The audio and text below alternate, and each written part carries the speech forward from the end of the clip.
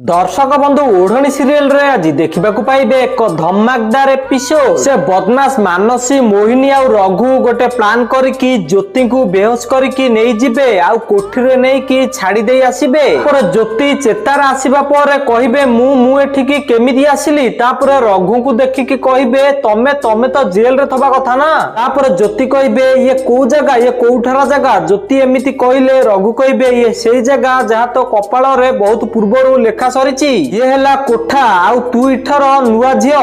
आउ ठीक सेई टाइम रे सेठर गोटे झियो अंश को फोन करके कहिदब रघु ज्योति को किडनैप करके कोठा को आनिछंती बोली।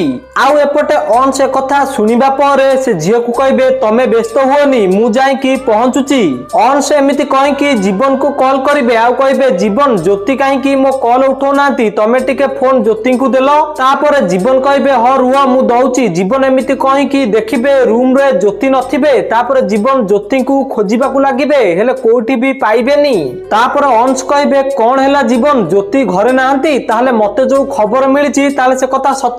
तापर जीवन कहिबे कोन से खबर। तापर अंश सबु सत कथा जीवन को कहि देबे। रघु ज्योति को किडनैप करके कोठी की नेइची बोली सबु कथा कहि देबे।